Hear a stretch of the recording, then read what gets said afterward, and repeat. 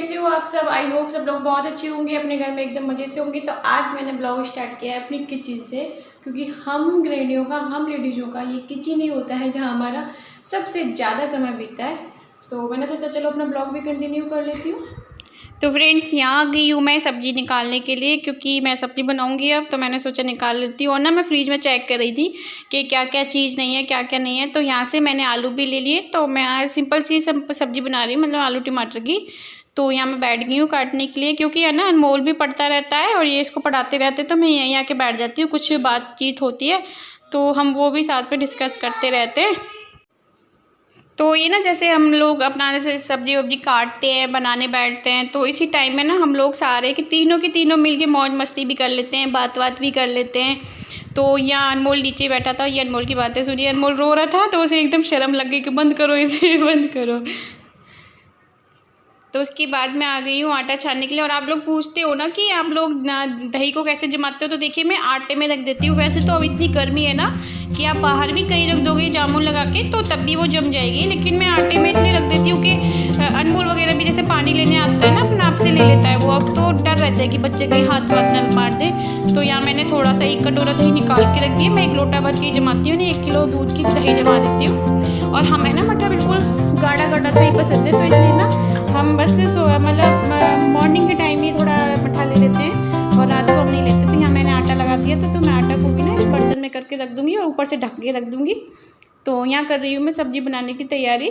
तो वैसे तो आज सिंपल सी सब्ज़ी आलू टमाटर हर घर में बनता है और पता भी है सबको, इसमें कोई अलग तरीका नहीं है। तो उसके लिए बस मैंने मतलब जीरा और हींग ये करके डाल दिया, फिर उसके बाद प्याज टमाटर ये डाल दिया, उसमें सारे मिर्च मसाले ऐड कर देंगे।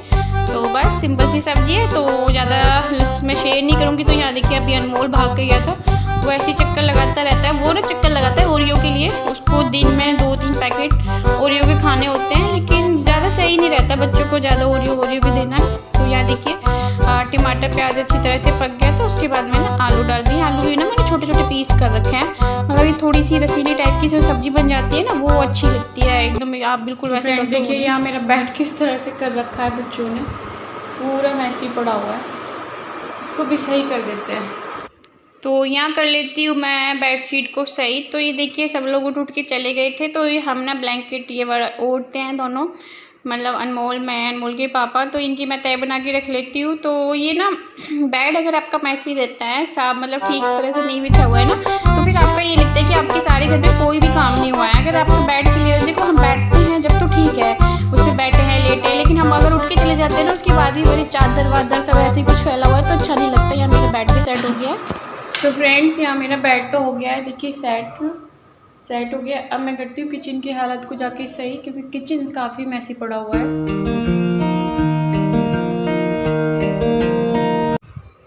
तो यहाँ कर लेती हूँ मैं अपने बर्तन साफ़, क्योंकि बर्तन सिंक में पड़ते हैं ना तो अच्छा नहीं लगता है। तो यहाँ मैं तुरंत की तुरंत साफ़ करके रख दूँगी।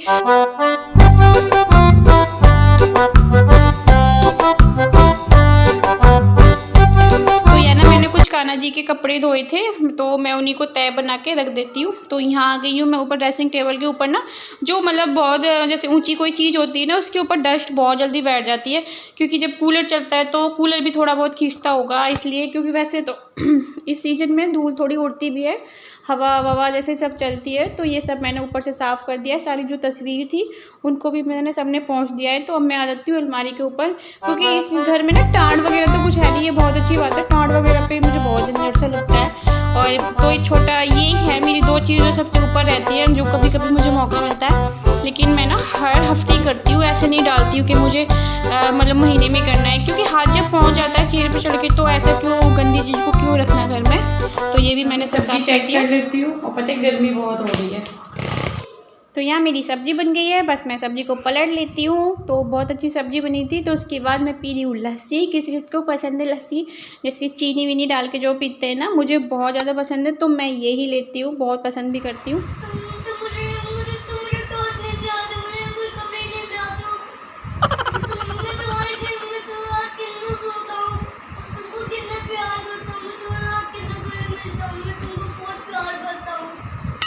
तुम मुझे बहुत प्यार करते हो, तो मैं भी तो आपको बहुत प्यार करती हूँ।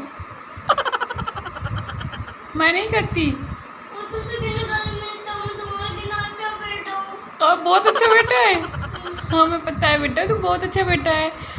तो मैं आपको गलती पे तो मारती हूँ। अच्छा सॉरी बेटा। अब तो नाराज़ नहीं है मुझसे? तो आपने अपने अनमोल की बात तो सुनी होंगी। उसके बाद देखिए ढेर लगा हुआ है कपड़ों का। ये सब ना कपड़े मुझे हाथ से ही वॉश करने हैं, क्योंकि आप यहाँ मशीन लगा के मैंने यहाँ कभी मशीन लगाई नहीं। मशीन है घर में, क्योंकि यहाँ जब मैं मशीन लगाने की मैंने सोची तब पानी आता ही नहीं है। तो मैंने सोचा इतनी देर में मशीन पे खड़े होकर वेट करती हूँ। ऐसे तो मैं फिर हाथ से धोना पसंद करती हूँ, और हाथ से ना ठीक भी रहता है। मशीन में कपड़ों की हालत ना और ज़्यादा बंजर हो जाती है, और हमको भी ना बहुत ज़्यादा आलस आने लग जाता है। तो मैं हाथ से धोना काफ़ी पसंद करती हूँ। तो ये देखिए मेरे सारे कपड़े धुल चुके थे। अब मैं इनमें पानी निकाल देती हूँ। तो बहुत से लोग बोलते हैं कि मशीन में धो लिया करो, लेकिन आप जब भी कपड़े अपनी मशीन में धोगे ना तो कितने सुकड़े से निकलते हैं। मैं जब तक कर लेती हूँ, मुझे जब तक हो रहा है जब तक मैं करती हूँ। लेकिन ये देखिए मेरे कपड़े भी धुल गए, वॉश हो गए सारे। तो मैं इनको अंदर ही डाल लूँगी, सारा पानी निचोड़ देती हूँ मैं अच्छी तरह। तो यहाँ करने लगी हूँ मैं बाहर वाले रूम के जो ये मतलब मेरे लकड़ी के सोफ़े हैं, तो इन पे जो छोटे छोटे से आपको छेद दिख रहे होंगे ना, इनमें थोड़ी धूल सी आ जाती है। तो मैं ये रोज़ कपड़े से वॉश करती हूँ। और इस कपड़े को ना मैंने गीला कर लिया है, तो टेबल को पोंछने के लिए चारों तरफ से मैं अच्छी तरह से कर लेती हूँ, क्योंकि धूल वगैरह ना मुझे कहीं दिख जाए ना मेरा दिमाग सिनक जाता है। तो मैंने अपना बैठक को भी साफ़ कर दिया अच्छी तरह से। तो यहाँ पे मैंने कुछ धोया था, तो ये पानी आ गया था, तो मैं इस रूम को भी आज धो रही हूँ। मतलब पूरा नहीं धोया था, आधा ही धोया था। तो देखिए बहुत अच्छी तरह साफ़ भी हो जाता है जब आप इस तरह से अपनी किसी चीज़ को वॉश करते हो ना। तो ये मैं साफ़ करके अंदर ले आई थी, बाल्टी को मैंने रख दिया है। तो बाल्टी को जहाँ मुझे रखना है वहाँ रख दूँगी।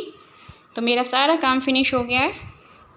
हेलो फ्रेंड्स, तो मैं आप लोगों से ना कुछ बात करना चाहती हूँ। मेरा मन तो नहीं था आज का वीडियो बनाने का, लेकिन एक दिल में एक बात आती है ना कि आप जब इतनी मेहनत करके यहाँ तक पहुँचते हो तो ये चीज़ आप अवॉइड नहीं कर सकते, क्योंकि लाइफ में सब काम किए जाते हैं। मतलब तो मेरी ना छोटी माँ की तबीयत बहुत ज़्यादा ही ख़राब है।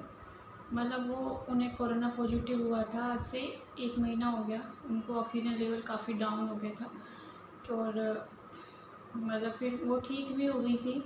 और वीकनेस थी, तो इस कोरोना से जो मतलब सही होता है तो उसको वीकनेस तो रहती है, तो वो थी। तो वो बिल्कुल ठीक थी मतलब।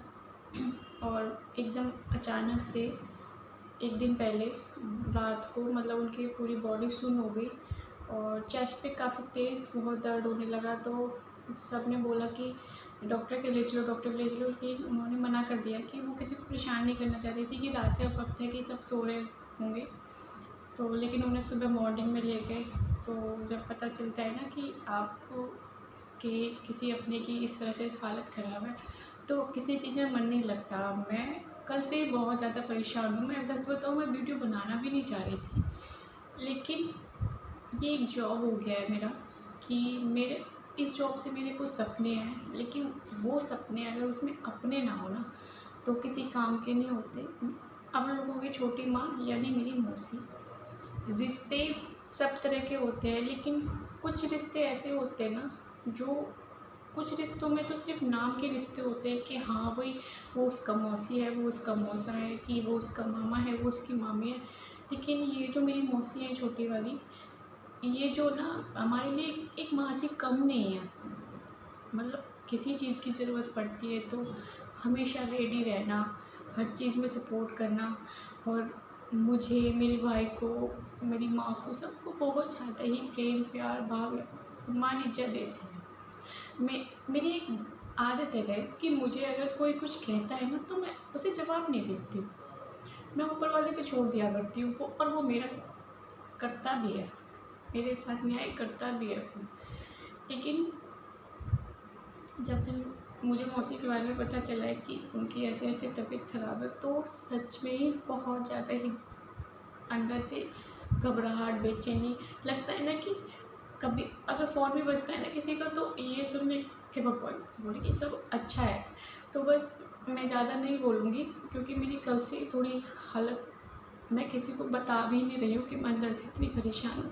लेकिन मैंने सोचा कि आप लोग मेरी वो फैमिली हो जिससे मेरी बहुत सारी उम्मीदें हैं, बहुत सारी ही। तो मैं चाहती हूँ कि आप सब भी दुआ करें कि मेरी छोटी माँ बहुत जल्दी से अच्छी हो जाए, बहुत स्वस्थ हो जाए, वो अपने घर को आ जाए, क्योंकि कहते हैं ना, जब सब लोग मिलके भगवान से प्रेयर करते हैं तो भगवान जल्दी सुनता है। एक आवाज़, शायद मेरी आवाज़ उन तक ना पहुँचे, लेकिन हम सब मिलकर अगर भगवान से प्रे करेंगे तो वो आवाज़ शायद जल्दी सुन ले। तो मैं आप लोगों से हाथ जोड़कर विनती करती हूँ कि मेरी मौसी के लिए प्रेयर करना कि वो जल्दी से अच्छी हो जाए, क्योंकि कुछ लोग हमारी लाइफ में ना बहुत ज़्यादा ज़रूरी होते हैं, बहुत ज़्यादा। मैं कभी बोलती नहीं हूँ, जितनी मुझे अपनी माँ प्यारी है ना, इतनी वो है। मैं अपनी मम्मी को कभी ना कभी किसी न किसी बात पे, कुछ ऐसी बात होती है तो जवाब दे देती हूँ, लेकिन मैंने उन्हें आज तक जवाब नहीं दिया है। तो मैं आप लोगों से विनती करती हूँ कि प्लीज़ आप लोग प्रे करना कि वो जल्दी अच्छी हो जाए। हमें उनकी बहुत ज़रूरत है, उनके साथ की, उनके प्यार की, प्लीज़। तो बस मैं इस वीडियो को एंड कर रही हूँ यहीं पे, इससे आगे